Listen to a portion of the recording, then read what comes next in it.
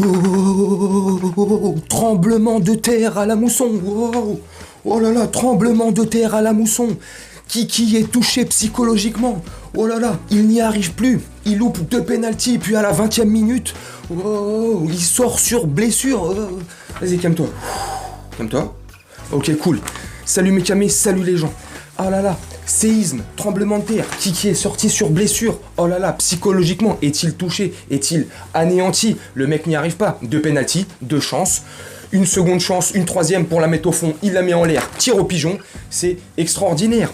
Suite à sa sortie sur blessure à la 20e minute, on joue plus à où est Charlie? Non, non, non, non, non, c'est où est Kiki? On est perdu sur le terrain, on cherche Kiki. Où est Kiki? Où est Kiki? Ah bah il y a du monde, on risque pas de le trouver. C'était incroyable. Puis, second tremblement de terre. Quel second? 3e tremblement de terre. Oh là là là là là là là là là là. Fabien Ruiz a perdu son âme sur le terrain. Suite à un sombrero de TJ Savanier, magnifique. Fabien Ruiz, il est reparti, Fabien Ruiz, à la poursuite de TJ Savanier, mais son âme était restée derrière lui. Extraordinaire. Match rocambolesque, match clownesque, première période. Tu te fais chier. Première période, il se passait rien. Montpellier nous rentre dedans. C'est le jeu, ma pauvre Lucette, c'est normal, avec les prestations qu'on montre avant, avec Reims, limite en conférence de presse, pas qui se foutent de nous, mais qui ouvertement dit voilà, on n'a pas peur d'eux, ça défend pas, nanani nanana. Donc les mecs qui sont. Donc ça nous rentre dedans, première période fantomatique. Première période, il se passe rien. C'est nul. Première période, Vitinha. Il a pris le rôle de Carlos Soler ce soir, c'était les deux, ils ont fait la paire. Carlos Gasper, je suis désolé, on avait 2 fantômes au milieu de terrain, appelez-moi les Ghostbusters. Ghostbusters, nettoyez-moi le milieu de terrain. C'était chaud, il se passait rien. Première période, nul. Tu te fais chier, franchement je suis dégoûté, je me lève à 4h du matin, je regarde le match, je fais le montage, la vidéo, tu te couches tard, c'est tout ce que je suis en train de me dire pendant que la première période se termine, tu vois. Purée, j'ai même pas envie de regarder la seconde période, mais voilà, c'est la passion plus fort que toi, tu vois. Seconde période, elle redémarre. Moi, tu te fais un peu chier. C'est repartir sur les mêmes bases, tu vois, s'il se passe rien, nul. Ah oui, attends, Ramos, c'est quand il se blesse, Ramos? Parce qu'il y a aussi Sergio Ramos, là, tu sais, notre défenseur en mousse, qui se blesse. Alors le mec te feint, fait crari, genre, oui, je sors, j'ai la tête qui tourne, je vois plus rond. Le mec, rien du tout, c'est parce qu'il est touché au fémur, il savait très bien qu'il était touché, il fait une fois de plus l'acteur, c'est pour, sortir la tête haute, crari, t'as vu, rien du tout. Sergio Ramos, blessé, voilà. On a cru que Danilo allait être touché aussi, bon bref, oh la défense c'est catastrophique, c'est grave. Franchement une première période nulle à chier, j'étais dégoûté. Franchement nul à chier.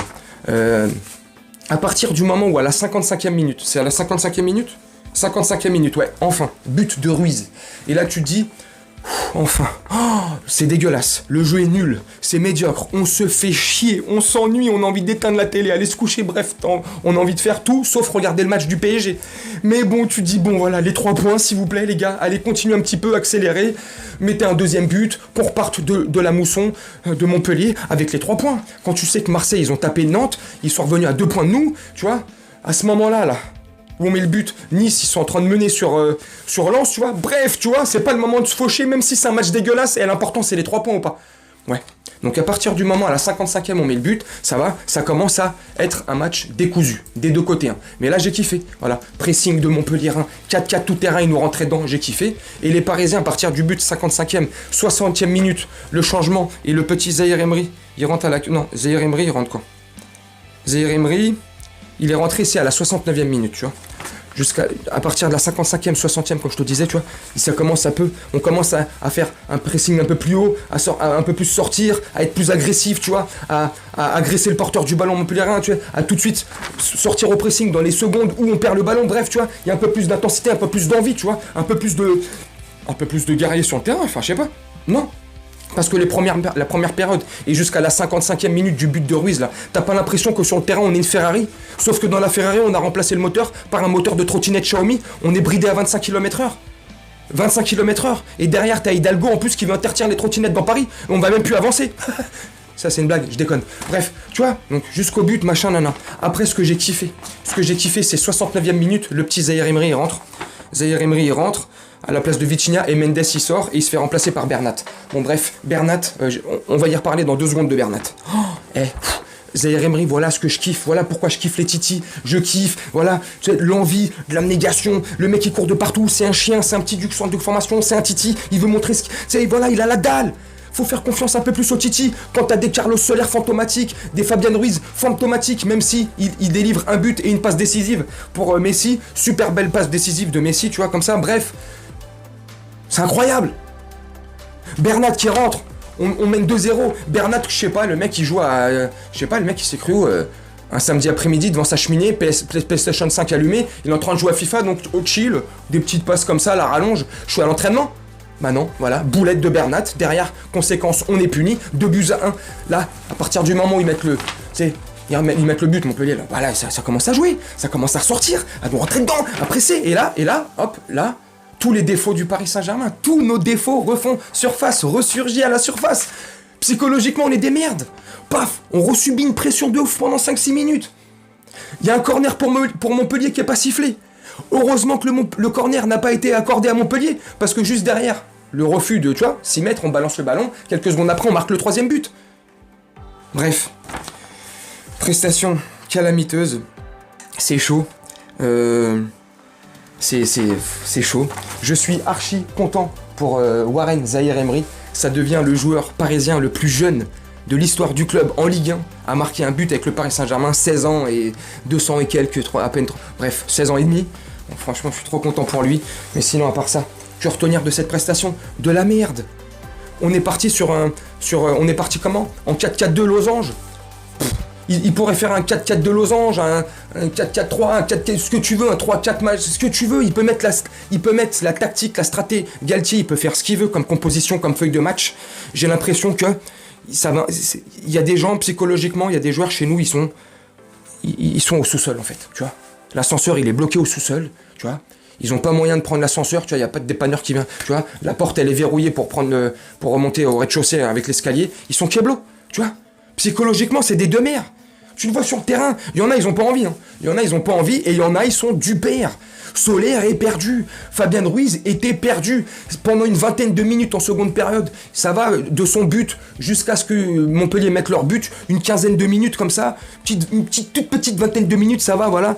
Ils retrouvent un petit peu de niveau, c'est tout. Tu vois, les mecs, ils sont plus là. C'est le triangle des Bermudes au milieu. Il y a rien. La défense, c'est grave. Là, on perd Ramos, là.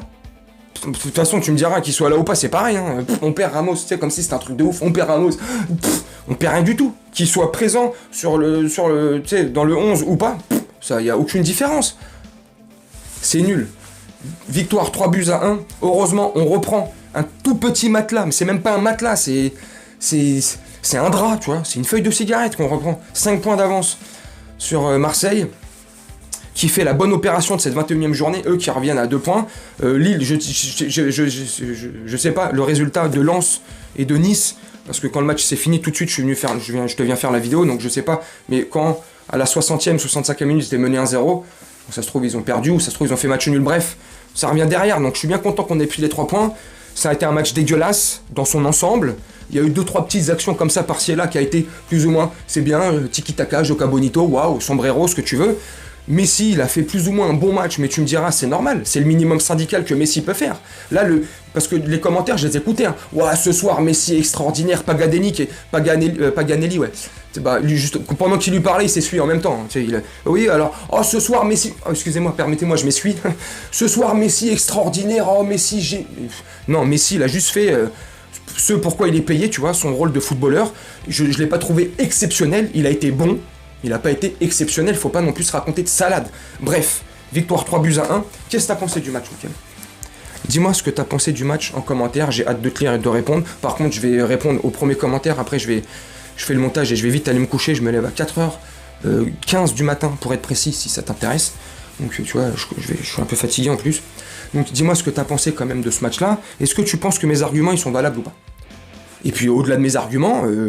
je fais pas le point sur tout, j'oublie pas de, tu sais, donc donne-moi les tiens aussi, dis-moi ce que t'as trouvé de mal, dis-moi ce que t'as trouvé de positif aussi, tu vois, il y a du négatif, il y a un petit peu de positif qui se dégage de ce match-là, mais bon, vu comment on est, enfin moi personnellement, vu comment je suis un petit peu en colère par rapport à eux, à leurs prestations ces derniers matchs.